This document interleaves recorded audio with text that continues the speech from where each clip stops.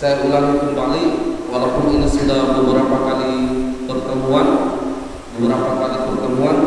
tapi mungkin dilupa bahwa kitab Jami itu merupakan bagian terakhir daripada kitab Bulughul Maram.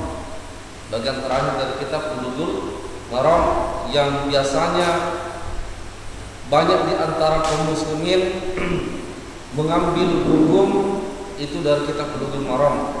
Ternyata kitab Jami itu berisikan tentang persoalan adab dan persoalan akhlak, namun ada hal-hal yang berkaitan dengan hukum di dalamnya, termasuk yang kita akan bahas pada kesempatan ini. Hadis ke 1259.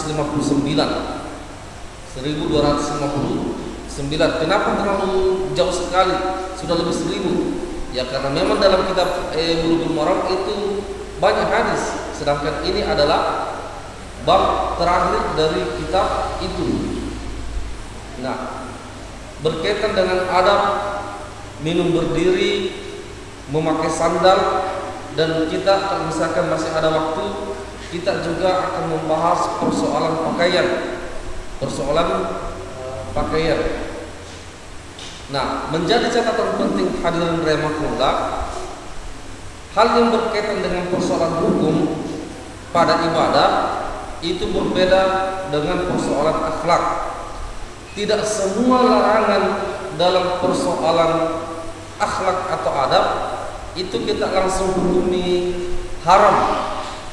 Tidak langsung haram, tapi boleh jadi dia makruh ataukah dia mubah kalau ada hal yang menjadi korina atau ada indikasi dari hadis lain bahwa hal itu dibolehkan. Hadis pertama, hadis yang diriwayatkan oleh Imam Muslim. Wa an Ali radhiyallahu anhu qala Rasulullah sallallahu alaihi wasallam, dari salah seorang sahabat yaitu Ali bin Abi Thalib, bahwa Rasulullah sallallahu alaihi wasallam mengatakan, la yashrabanna ahadukum qa'iman. Kata Rasulullah sallallahu alaihi wasallam, mengatakan, jangan sekali-kali kalian minum dalam keadaan berdiri. Kalau kita melihat hadis ini, itu penegasannya itu sangat kuat, karena di situ ada huruf nun taukid ats-tsaqila, la yashrabanna. Biasanya kalau larangan ringan, la ya'tashrab, jangan minum. Kalau menggunakan nun tasdid di terakhirnya, itu penegasan yang sangat tegas. Jangan sekali-kali kalian minum dalam keadaan berdiri. Pertanyaannya, biasanya kita yang awam itu langsung menghukumi, berarti haram minum dalam keadaan berdiri. Tapi tunggu dulu hadirin, kita tidak boleh menyimpulkan satu hadis tanpa melihat penjelasan para ulama berkaitan dengan hadis itu. Nah, apa faedah dari hadis itu? Itu kalau dalam syarah kita menjami ada hadis langsung dijelaskan. Oh begini penjelasannya, ini faedahnya, ini hukum yang bisa kita petik. Dan salah satu baiknya dari syarah kita menjami yang kita bahas ini adalah semua pendapat, artinya apa? Beberapa pendapat yang seakan-akan bertentangan itu dimunculkan. Untuk apa? Supaya kita saling menghargai. Oh ternyata memang ada sebuah pendapat seperti itu. Pertama, al-hadis fihi nahyu an-syurb. Dalam hadisnya itu memang ada larangan berkaitan dengan minum sambil berdiri. Dan memang larangan itu biasanya indikasi daripada larangan itu adalah haram. Indikasi daripada larangan adalah haram. Ketika ada larangan, misalkan seorang bapak melarang anaknya, jangki begini nak, berarti itu haram dilakukan itu. Haram untuk si anak untuk melakukan Itu.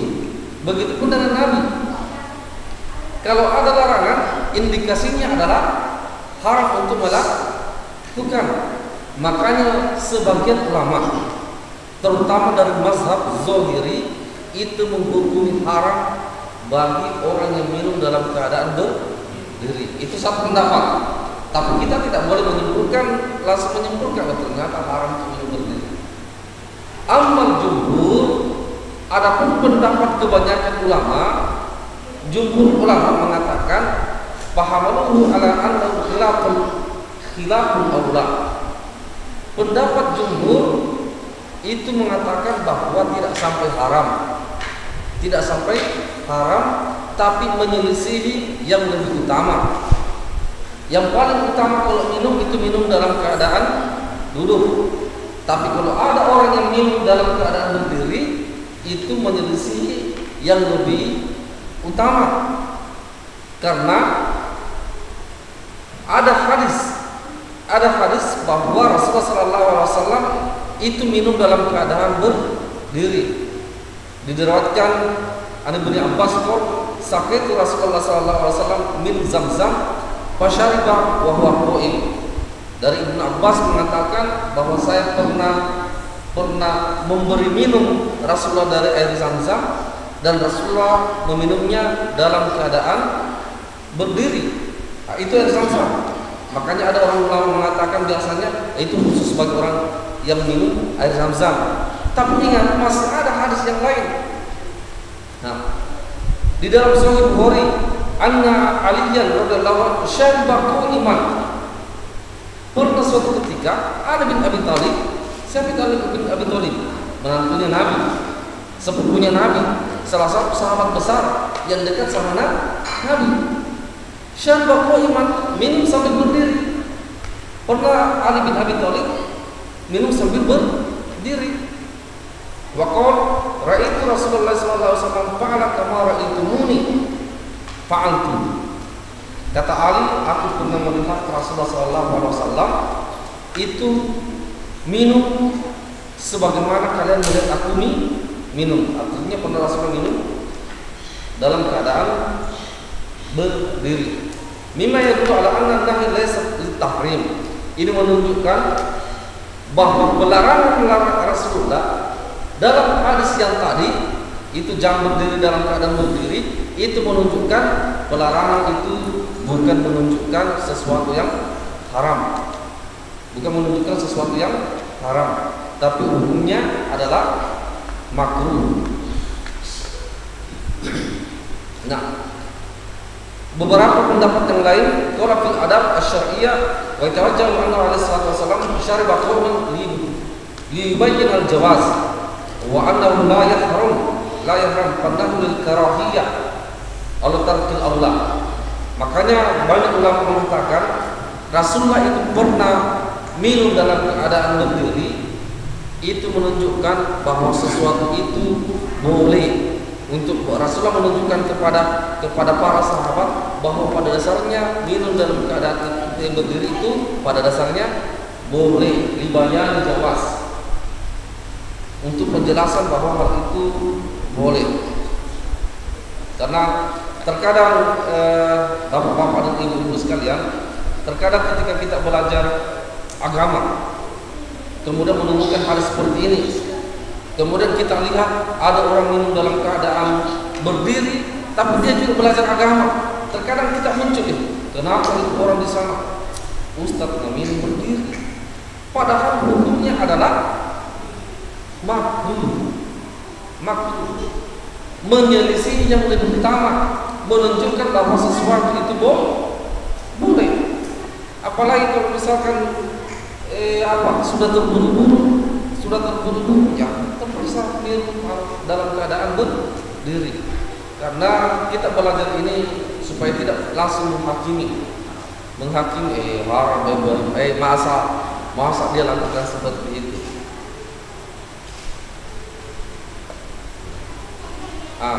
Apalagi di sini dijelaskan dalam kitab ini, ketika ada hajat itu sangat boleh untuk dilakukan. Itu yang pertama. tentang minum dalam keadaan berdiri. Jadi kesimpulannya apa minum dalam keadaan berdiri? Hukum jumhur ulama mengatakan dia adalah makruh. Sedangkan makruh itu ketika dilakukan tidak mendapatkan dosa. Jadi kalau Ustaz Anca nanti atau Ustaz Pratama nanti minum dalam keadaan berdiri karena ada hajatnya, kita tidak hukumi dosa itu Ustaz. Ya, karena hukumnya itu kita kembali kepada hukumnya. Hadis berikutnya, wa an Ali radhiyallahu anhu qala Rasulullah sallallahu alaihi wasallam, dari salah seorang sahabat juga Ali bin Abi Thalib. Ini hadisnya hadis riwayat Imam Bukhari dan Imam Muslim. Rasulullah sallallahu alaihi wasallam mengatakan, "Idza ta'ala ahadukum falyabda bil yamin wa idza naza'a falyabda bis shimal wal taqul yumna awwaluhuma tun'al wa akhiruhuma tunza." Kata Rasulullah sallallahu alaihi wasallam, ini persoalan adab lagi. Rasul mengajarkan kita adab. Jika kalian mau menggunakan sandal, ini apa luar biasa ini Nabi. Persoalan sandal saja itu diperhatikan, apalagi kalau persoalan yang lebih besar daripada itu. Kan banyak orang menganggap bahwa Islam itu hanya persoalan ibadah saja, padahal tidak. Persoalan sandal saja itu diperhatikan. Bahkan persoalan duri di jalan itu bagian daripada iman, bagian daripada iman. Rasulullah SAW mengatakan, al-imanu bid'un wa sab'una syu'bah. Iman itu ada 73 cabang. Iman itu ada 73 cabang. Fa'alaha qawlu la ilaha illallah. Cabang iman yang paling tinggi adalah kalimat la ilaha illallah. Wa adnaha imatatul adza an tariq. Iman yang paling lemah itu membuang yang mengganggu dari jalan. Bayangkan, persoalan iman itu tidak hanya berkaitan dengan la ilaha illallah, bahkan kita memungut sampah di jalan, mengungut sesuatu yang mengganggu di jalan, itu bagian daripada iman. Karena itu Islam itu luar biasa memperhatikan, termasuk juga persoalan sandal. Kata Rasulullah SAW, kalau kalian mau memakai sandal, maka pakailah, dahulukanlah menggunakan kaki kanan. Faljabda bil yamin wa idza naza'a faljabda bis shimal. Tetapi kalau mau membuka sandal, dahulukan kaki kiri. Wal taqul yumna awwaluhuma tun'al wa akhiruhuma tunza. Nah, ini persoalan hadis. Kenapa hadirin rahimakumullah? Karena memang semua hal yang berkaitan dengan kebaikan itu harus dimulai dengan kaki kanan. Kata Rasulullah kata Aisyah menceritakan tentang Nabi sallallahu alaihi wasallam, anna nabiyya yujibu at-tayammun fi tanaqqulihi wa tarajjulihi wa tuhurihi wa fi sya'nihi kullihi. Rasulullah sallallahu alaihi wasallam itu sangat senang memulai dengan kanan, baik dalam menggunakan sandal, menggunakan menyisir rambutnya, memulai dengan yang kanan. Kemudian berwudu, memulai dengan yang kanan, dan semua hal yang berkaitan dengan kebaikan. Semua hal yang berkaitan dengan kebaikan. Pertanyaannya hadirin, apa hukumnya menggunakan sandal memulai dengan kanan? Hukumnya adalah sunnah. Hukumnya sunnah. Walaupun ini perintah, wal takun al-jumna awwalumatullah, jadikan yang kanan itu didahulukan ketika memakai sandal. Maka walaupun ini perintah, tapi hukumnya sunnah. Hukumnya sunnah, tidak sampai menjadi wajib. Tapi hukumnya sunnah. Nanti kalau misalkan ya keselio tidak lupa, kita lupa ternyata kaki kiri kita yang duluan, maka itu tidak menjadi dosa. Tetapi kalau misalkan mau ikut sunnah, ya usahakan memakai apa? Memakai sandal dahulukan kanan, kemudian memakai baju dahulukan kanan, kemudian memakai hal yang baik-baik itu mendahulukan yang kanan. Berbeda kalau misalkan sesuatu yang makruh, sesuatu yang kurang baik, misalkan masuk WC itu dahulukan kaki kiri, keluar dari masjid dahulukan kaki kiri itu sunnah yang dilakukan oleh Rasulullah SAW. Anna taqdimul jannah fil asya'il mustatabah wa takhsisuha li asya'il mustaqdirah. Sesungguhnya pengkhususan yang kanan itu khusus bagi hal yang baik-baik saja, tetapi pengkhususan yang kiri itu khusus bagi hal-hal yang dianggap kurang baik. Misalkan masuk kamar mandi lama-lama dalam itu kan tidak kurang baik. Makanya ketika kita masuk itu memulai dengan kaki kiri. Dan itu kata para ulama, salah satunya adalah Ibnu Arabi, memulai dengan kanan itu semua hal kebaikan apapun itu yang kita lakukan, walaupun tidak disebutkan secara rinci dalam hadis, itu pada dasarnya sunnah memulai dengan yang kanan. Misalkan keluar rumah mau bekerja itu baik atau tidak, mau menuntut ilmu itu baik atau tidak, maka ketika kita keluar rumah itu memulai dengan kaki kanan. Kalau dulu kan kalau di kampung saya pamali itu keluar rumah dengan kaki kanan, pamali. Padahal itu yang disunnahkan oleh Rasulullah, keluar rumah memulai dengan kaki kanan. Nah, makan ya tangan kanan, tangan kanan pada sebelum kidal menulis, mau diapa kalau kidal. Cuma kalau misalkan makan karena itu ada hadisnya, ada sahabat yang kidal, itu makan dengan tangan kiri dan ditegur oleh Rasulullah. Rasul usahakan kanan seperti itu. Itu sudah kita bahas beberapa pertemuan yang lalu.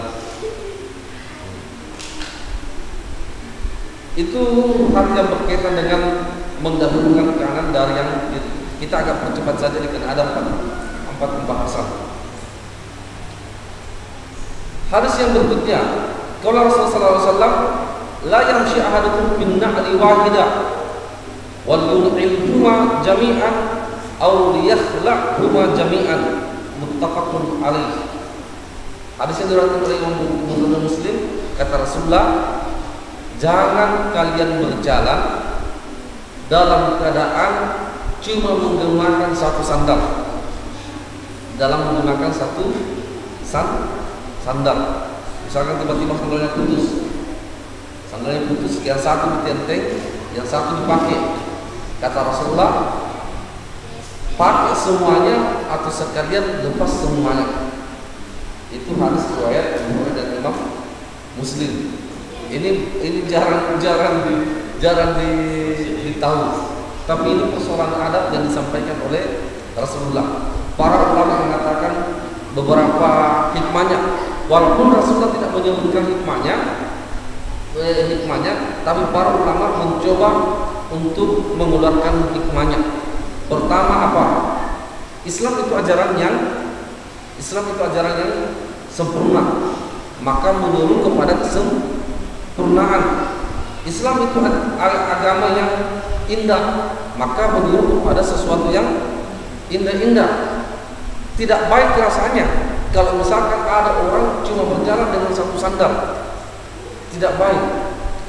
Apalagi kalau misalkan ditenteng satu, nanti dianggap orang gila seperti itu. Makanya Rasul mengatakan sekalian lepas atau sekalian pakai semuanya. Dan itu kata para ulama itu termasuk kekurangan dan aib dan menyelisihi sesuatu yang al-mu'tad, menjadi kebiasaan orang dahulu di zaman Nabi. Kalau pakai sandal semuanya, kalau tidak pakai sandal semuanya. Termasuk aib di zaman Nabi, kalau ada orang itu memakai sandal itu cuma satu, dikira orang gila. Tapi ini hukumnya apa? Hukumnya lagi-lagi itu tidak sampai haram, karena di dalam hadis itu Rasulullah pernah rupama ikata syu'un na'al an-nabi, dia pernah putus tali sandalnya, pamasya fi na'lin wahidah hatta yuslihuha. Rasulullah SAW putus tali sandalnya, kemudian dia cuma menggunakan satu sandal sampai dia memperbaiki sandalnya, seperti itu. Jadi apa? Jadi kesimpulannya apa? Yang lebih utama, kalau ada sandal terputus, kita pakai dua-duanya atau sekalian tidak pakai dua-duanya. Tetapi itu tidak menunjukkan bahwa hal ini sesuatu yang wajib, walaupun itu perintah. Kaidahnya kan biasa kita dengar al-aslu fit tahrim haram. Asal daripada larangan adalah haram, dan asal daripada perintah adalah wajib. Dan ini adalah perintah Nabi. Biasanya begitu dalam persoalan ibadah. Tapi persoalan adat itu tidak langsung haram. Apalagi kalau misalkan ada isyarat. Ini isyaratnya, salah satu isyarat ini. Isyaratnya bahwa Rasulullah pernah menunjukkan putus tali sandalnya, kemudian dia menggunakan cuma satu. Itu menunjukkan bahwa itu tetap boleh, tidak sampai kepada haram.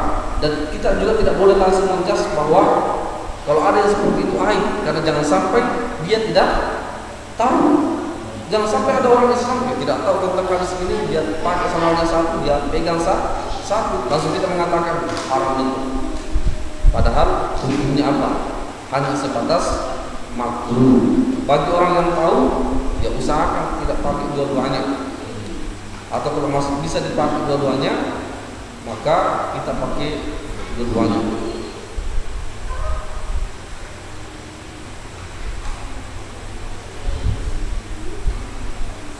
Terakhir hadirin rahimakumullah, pembahasan terakhir masih panjang di Isya sampai jam 7. Terakhir ini adalah pembahasan yang banyak diperselisihkan dan mungkin sudah sampai di telinga kita. An Abu Umar radhiyallahu anhu qala Rasulullah sallallahu alaihi wasallam, la yanzurullahu ila man jara thawbahu qila, muttafaqun alaih. Kata Rasulullah SAW, di hari kiamat kelak Allah Subhanahu Wa Taala tidak akan melihat orang yang memanjangkan celananya atau isbal, itu huyala karena sombong. Biasa dengar hadisnya, isbal itu Allah tidak akan melihat pada hari kiamat. Nah, apa yang bisa diambil dari hadis? Biasa kita mendengar ada orang yang mengatakan bahwa menjulurkan celana atau sarung atau kain melebihi mata kaki itu haram. Biasa dengar atau tidak? Biasa dengar? Biasa. Salah satu hadis yang digunakan adalah ini. La yanzurullahu ila man jara thawbahu khuyala. Allah Subhanahu Wa Taala itu tidak akan melihat orang yang memanjangkan kain sarungnya atau celananya itu melebihi daripada mata kaki. Pertanyaannya, bagaimana hukumnya? Ya, hukumnya itu ada khilaf, ada perbedaan di kalangan para ulama.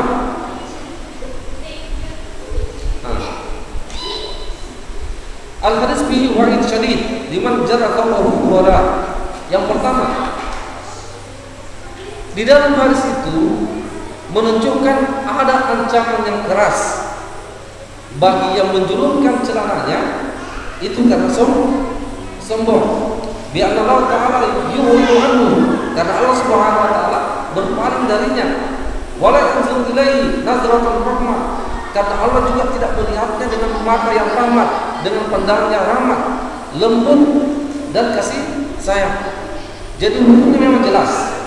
Hukumnya jelas bahwa Allah tidak akan melihat orang yang memanjangkan celananya dengan catatan apa?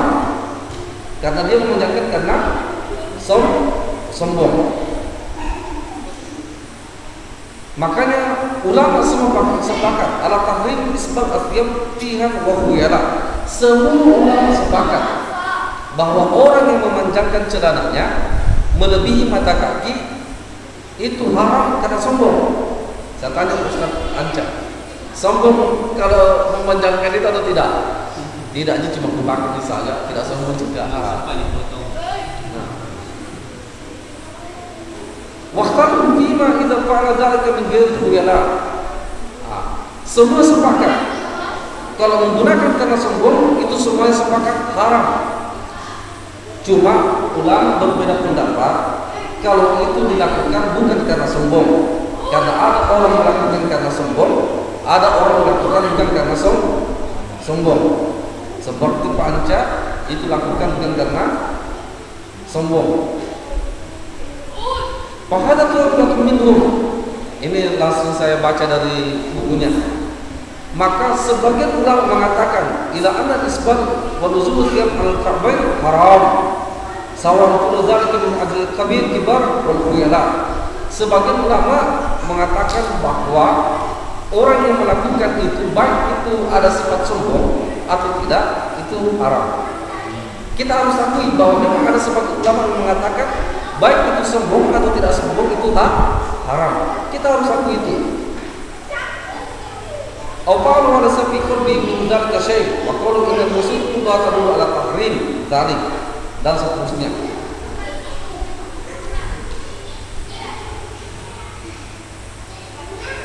Amma ta'ifatul ukhra, ada pun yang lain termasuk pengarang. Fahadaru bi hadzal nusus ila hamlil mutlaqaha ala al-muqayyad wa anna al-wahid ala dzalik kulluhu wahid wa huwa isbatu al-khuyala wal kibar. Nah, sedangkan pendapat yang lain menunjukkan bahwa sesuatu ilmu yang umum itu harus diikat. Umumnya apa? Umumnya tidak boleh menjulurkan mata kain melebihi mata kaki. Itu harus diikat. Apa ikatannya?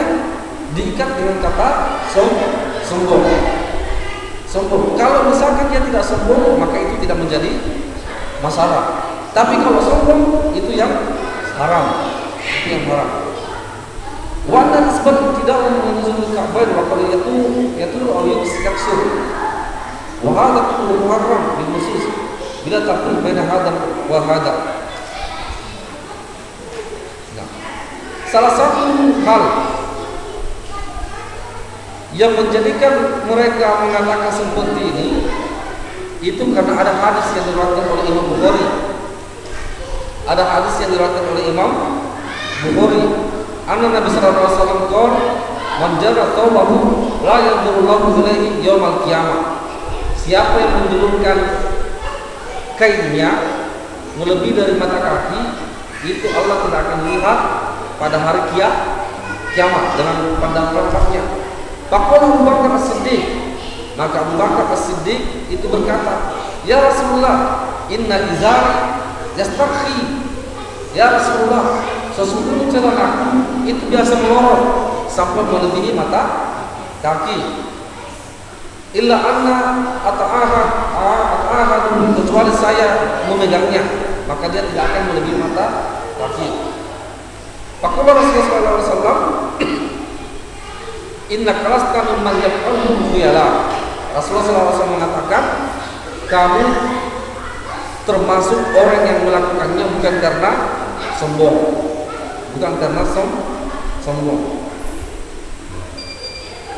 Fahadha nasun sahihun sharih fi fi mas'alatin fi anak al-qasdi min tahrim wal khuyala.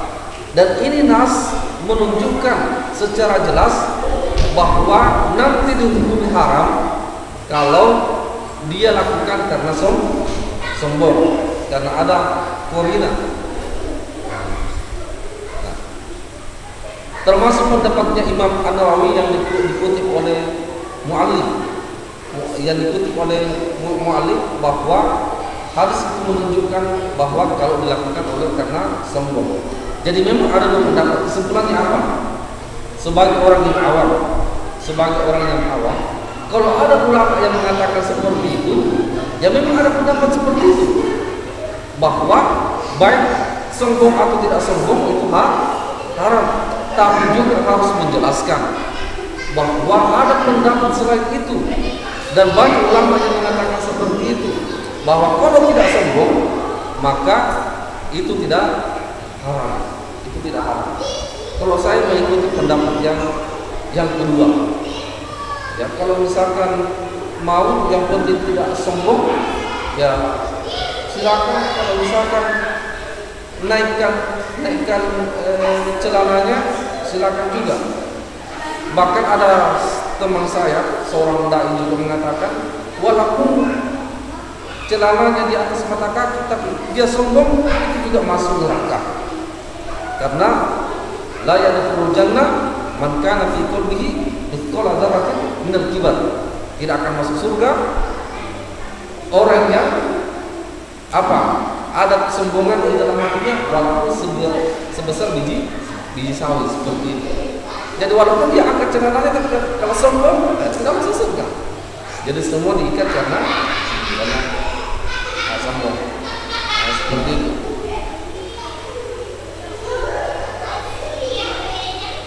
Makanya pengarang itu salah seorang ulama besar dari Saudi. Dia pernah menjadi hakim di Saudi dan masuk dalam kalau di Indonesia itu MUI. Kalau di Indonesia itu dan sezaman dengan Syekh Utsaimin. Walaupun banyak ulama mengatakan haram, tapi dia tetap mengatakan yang paling rajih adalah ulama yang mengatakan bahwa hadis ini harus diikat dengan kata khuyala, dengan kata sombong, seperti itu. Kalau tidak sombong, maka itu tidak apa-apa.